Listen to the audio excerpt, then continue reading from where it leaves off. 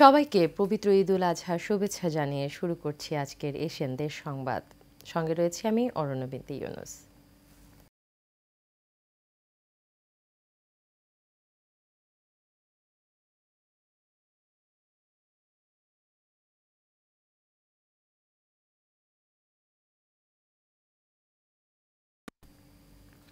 এবারে থাকছে বিস্তারিত।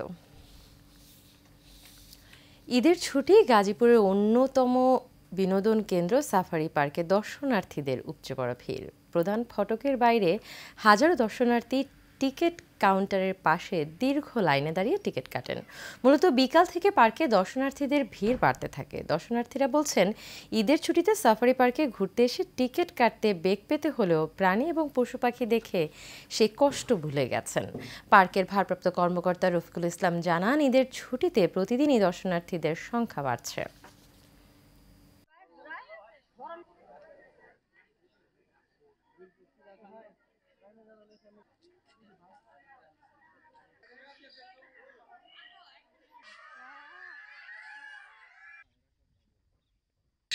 তারা আনন্দের সাথে দেখতেছে লাইনে দাঁড়িয়ে, এবং আমাদের গাড়ির সংখ্যা যদি বৃদ্ধি করা যেত হয়তো দর্শনার্থীদের আরো লাঘব হইতো, তাদের জন্য ভ্রমণ করা সহজ হইতো। দুইটা বাঘ ছিল আমাদের একদম বাসের সাথেই, একদম রাস্তার সাথে, খুব সুন্দর লাগছে। বন্য পরিবেশের মতো যেভাবে দেখা যায় ঠিক সেইভাবেই আমরা দেখতে পেরেছি।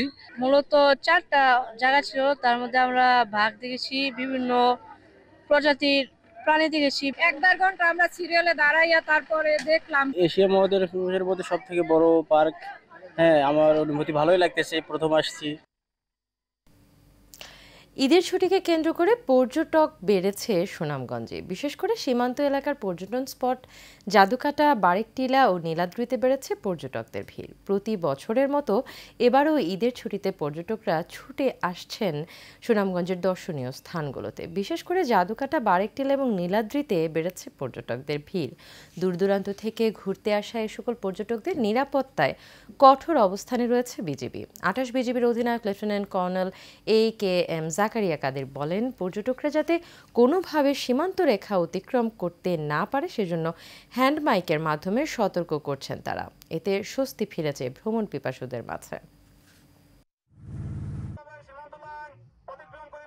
ঈদের ছুটিতে ঘুরতে এসে বিজিবি বর্ডার ওদিকে অতিক্রম করতে দিচ্ছে না, এবং আমরা সুন্দরভাবে ঘুরতে পারছি। আমরা অনেক দূর দূরান্ত থেকে আসছি, এখানে এসে দেখতে পাচ্ছি বিজিবি আমরাকে অনেক নিরাপত্তা দিচ্ছে। বাংলার অপরূপ সৌন্দর্য সুনামগঞ্জ এত সুন্দর অনেক শুনেছি, তাই আমরা এখানে দেখতে আসছি। পাহাড়, সুনামগঞ্জের নদী, সুরমা নদী, তো আসলে অনেক সুন্দর। সীমান্তবর্তী এলাকাতে যে সকল স্থানে টুরিস্ট স্পট আছে সে সকল স্থানে বিজিবি সদস্যরা নিয়মিতভাবে নিরাপত্তা বিধান করছে। হাওর, পাহাড়, নদী, টিলায় ঘেরা মৌলভীবাজার জেলায় প্রকৃতি এক এক ঋতুতে এক এক রূপের জানান দেয়। প্রকৃতির এমন সান্নিধ্য পেতে ঈদের ছুটিতে দূর দূরান্ত থেকে ছুটে আসছেন হাজারো পর্যটক। জেলার শ্রীমঙ্গলের সবুজের বিশাল এই বিস্তারে ঘেরা সারি সারি চা বাগানের একটি পাতা দুটি কুড়ির অপূর্ব সম্মেলন।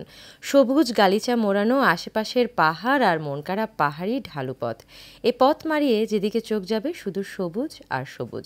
সেই সঙ্গে পাহাড়ি পথ বেয়ে চা বাগানের ভেতর দিয়ে নেমে এসেছে ক্ষীণ স্বচ্ছ জলের ছড়া। পর্যটন সংশ্লিষ্টরা জানান, শ্রীমঙ্গলে ঈদের দিন থেকে হাজারো পর্যটক আসায় হোটেল, রেস্টুরেন্ট আর চা বাগানে লোকে লোকারণ্য। খুবই সুন্দর জায়গা এটা, আসলে ভালো লাগার জায়গা এটা। তো আমরা লাওয়া ছাড়া দেখে আসলাম, তারপর যে চা কন্যা যে মূর্তিটা ওটাও আমরা দেখে এসেছি। আর আমার কাছে মনে হয় ওটা না দেখলে শ্রীমঙ্গল দেখা হবে না। এখন ঈদ উপলক্ষে অনেক মানুষ আসছে, এই জন্য একটু বেশি ভালো লাগছে। পূর্বের সাথে বেড়াতে এসে বদ্ধভূমি, শ্রীমঙ্গল, খাগড়াছড়ি। এশিয়ান টিভিতে সংবাদ প্রকাশের পর ঈদ উপহার পেল সুনামগঞ্জের দোয়ারা বাজারের এক প্রতিবন্ধী পরিবার। এর আগে প্রতিবন্ধী দুই ছেলেকে নিয়ে এশিয়ান টিভিতে এক সংবাদ প্রচার করা হয়। বিষয়টি প্রশাসনের দৃষ্টিগোচর হলে উপজেলা নির্বাহী কর্মকর্তা অরূপরতন সিংহ ওই অসহায় পরিবারের মাঝে ঈদ উপহার পৌঁছে দেন। এছাড়াও প্রতিবন্ধী দুই ছেলের জন্য দুটি হুইল চেয়ার ব্যবস্থা করা হবে বলেও আশ্বাস দেন তিনি।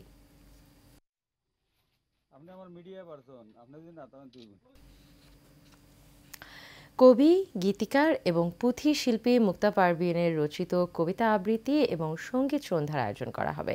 সাভারের ভাকুরতার প্রভাতী কিন্ডারগার্টেনে এই অনুষ্ঠান হয়।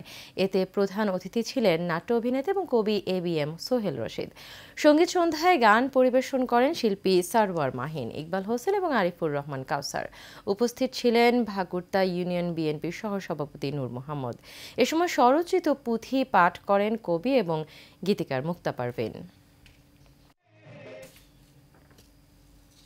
সিলেটের গোয়াইনঘাটে 479 বোতল বিদেশি মদসহ 4 জনকে আটক করেছে র্যাব।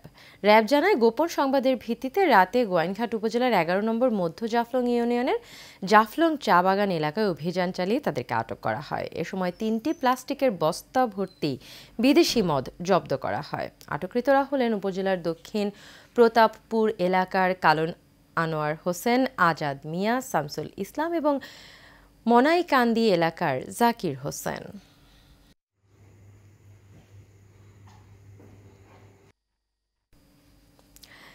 জামালপুরের সরিষাবাড়িতে 3টি হ্যান্ড গ্রেনেড উদ্ধার করেছে সেনাবাহিনী। পরে শহীদ সালাউদ্দিন সেনানিবাস থেকে বম্ব নিষ্ক্রিয় দল এসে প্রয়োজনীয় ব্যবস্থা নেয়। সকালে উপজেলার চর আন্দ্রা উত্তরপাড়া গ্রাম থেকে এই গ্রেনেড উদ্ধার করা হয়।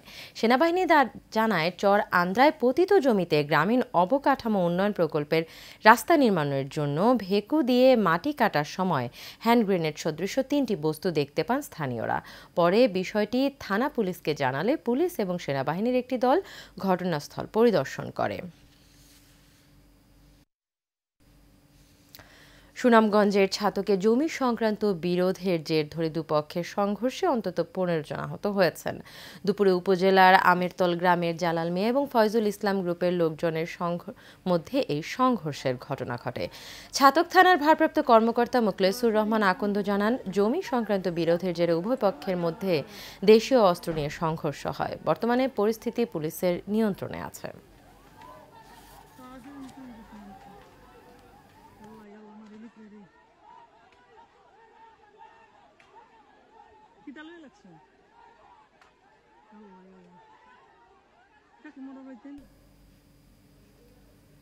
পটুয়াখালীর কড়াপাড়ায় জমি সংক্রান্ত বিরোধের জেরে মিরান নামের এক যুবককে কুপিয়ে ডান হাত বিচ্ছিন্ন করার অভিযোগ উঠেছে চাচাতো ভাই সোহেল সহ তার সহযোগীদের বিরুদ্ধে।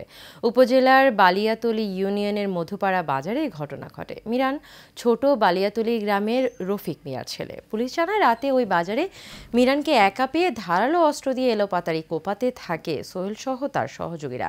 এ সময় মিরানের চিৎকারে স্থানীয়রা এগিয়ে আসলে হামলাকারীরা পালিয়ে যায়। পরে তাকে কলাপাড়া হাসপাতালে প্রাথমিক চিকিৎসা শেষে ঢাকা পঙ্গু হাসপাতালে ভর্তি করা হয়েছে।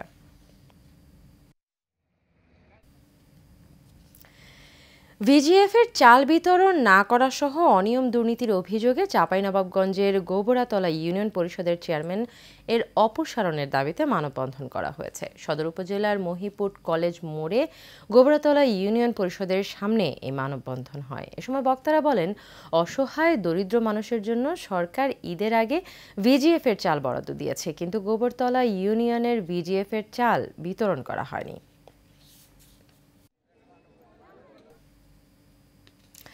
কুষ্টিয়া শহরের বহুতল ভবন সাফিনা টাওয়ারের পার্কিং স্পেসে একটি বিলাসবহুল ল্যান্ড ক্রুজার গাড়ির সন্ধান মিলেছে। কোটি টাকা দামের এই গাড়িটি ঝিনাইদহ 4 আসনের সাবেক সংসদ সদস্য নিহত আনোয়ারুল আজিম আনারের বলে ধারণা করেছে পুলিশ এবং স্থানীয়রা। খবর পেয়ে কুষ্টিয়া মডেল থানা পুলিশের একটি টিম ঘটনাস্থলে যায়। কুষ্টিয়া পুলিশ সুপারের কার্যালয়ের সামনে 8 তলা বিশিষ্ট সাফিনা টাওয়ার নামের ভবনের গ্যারেজে রাখা কালো রঙের ওই গাড়ি থেকে বেশ কিছু কাগজপত্র জব্দ করা হয়েছে।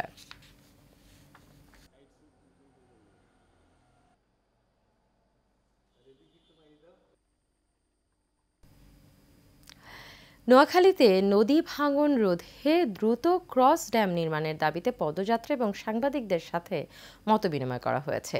দ্রুত ক্রস ড্যাম নির্মাণ সহ বামুনি খালের ওপর নির্মিত সুইচ গেট চালু করা এবং নদীতে ব্লক বসানোর দাবিতে এরচালাই বাজার থেকে নদী অভিমুখে পদযাত্রা হয়। সকালে কোম্পানিগঞ্জ উপজেলা জামায়াতের আয়োজনে এতে উপস্থিত ছিলেন উপজেলা জামায়াতের আমির মাওলানা বেলায়েত হোসেন, প্রচার সম্পাদক মাওলানা আইয়ুব আলী সহ আরও অনেকে। দলের নাম ভাঙিয়ে চাঁদাবাজি এবং দখলবাজি করা ব্যক্তিদের কোনোভাবেই ছাড় দেওয়া হবে না বলে হুঁশিয়ারি দিয়েছেন বিএনপির কেন্দ্রীয় নির্বাহী কমিটির সদস্য ইঞ্জিনিয়ার আব্দুস সোবাহান। বরিশালের গরুনদী উপজেলার বিল্লগ্রাম বাজারে এক আলোচনা সভায় তিনি এই কথা বলেন।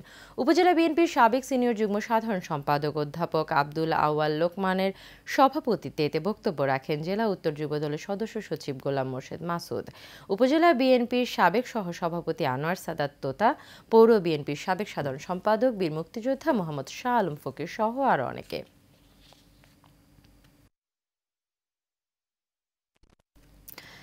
বিএনপির যে কোনো আন্দোলনে সাভার এবং আশুলিয়ার নেতাকর্মীরা প্রস্তুত রয়েছে।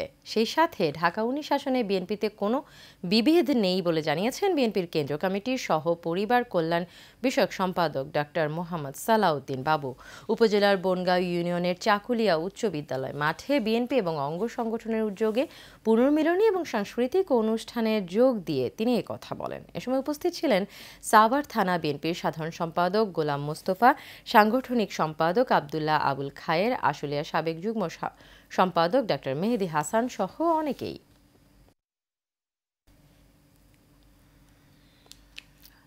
ব্রাহ্মণবাড়িয়ার বাঞ্ছারামপুর উপজেলার ঢোলভাঙা নদীটি এখন কচুরিপানা আর প্রভাবশালীদের দখলে। নদী পুরোটাই কচুরিপানার জটলা বেঁধে আছে। দুই পাশে দখল করেছে প্রভাবশালীরা, গড়ে তুলেছে মার্কেটও। স্থানীয়রা জানান একটা সময় গুণের নৌকা, ধরের নৌকা, লঞ্চ, স্টিমার এমনকি বড় বড় মালবাহী জাহাজও চলত এই নদী দিয়ে। দখল আর দূষণের কারণে মরা খালে পরিণত হয়েছে এই নদী। এ বিষয়ে উপজেলা নির্বাহী অফিসার ফেরদৌস আরা জানান অবৈধ দখলদারদের উচ্ছেদ অভিযান শুরু করা হবে। জামালপুরের বকশীগঞ্জে ফেসবুকে অপপ্রচার এবং হত্যার হুমকির প্রতিবাদে সভা হয়েছে। ধানুয়া কমলাপুর ইউনিয়নের উত্তর ধানুয়া গ্রামে এই প্রতিবাদ সভা করেন ভুক্তভোগী শিক্ষানবিশ আইনজীবী সোহানুর রহমানের পরিবার ও এলাকাবাসী। একই সঙ্গে স্থানীয়রা হত্যা মামলার আসামি এবং আওয়ামী লীগ নেতা জাহিদুল ইসলামকে গ্রেপ্তারের দাবিতে বিক্ষোভ মিছিল করেন। কুড়িগ্রামের নাগেশ্বরীতে এসএসসি 2006 ব্যাচের আয়োজনে ঈদ আনন্দ র্যালি এবং সাংস্কৃতিক অনুষ্ঠান হয়েছে। ডিএম একাডেমি স্কুলে এই অনুষ্ঠানের আয়োজন করা হয়। এতে উপস্থিত ছিলেন এসএসসি 2006 ব্যাচের বন্ধু এবং পরিবারের সদস্যরা। এ সময় তারা বলেন, ঈদ উল আজহা উপলক্ষে বন্ধুত্বের সম্পর্ক ও ভালোবাসা অটল রাখতেই এই আয়োজন। নোয়াখালীর কোম্পানীগঞ্জ উপজেলার বামনী হাই স্কুলের প্রাক্তন শিক্ষার্থীদের ঈদ পুনর্মিলনী অনুষ্ঠান হয়েছে। স্কুল অ্যাডহক কমিটির সভাপতি মোহাম্মদ জাহাঙ্গীর আলমের সভাপতিত্বে ও কাজী বেলাল স্কুল অ্যান্ড কলেজের অধ্যক্ষ মেজবাহ উদ্দিনের সঞ্চালনায় এতে বক্তব্য রাখেন চৌমুহনী SA কলেজের সাবেক উপাধ্যক্ষ college professor Abdur Rahim, doctor Mahbubur Rahman Raju, উপসচিব Asgar Ali সহ আরও অনেকে।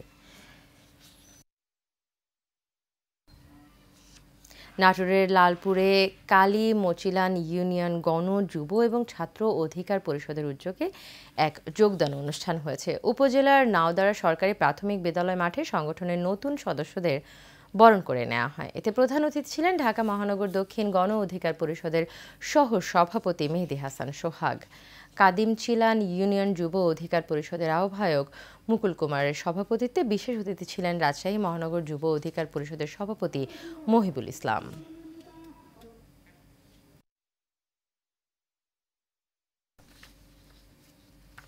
শেষ করছি এশিয়ান দেশ সংবাদ। আমাদের পরবর্তী সংবাদ দেখার আমন্ত্রণ রইল। এতক্ষণ সাথে থাকার জন্য সবাইকে ধন্যবাদ।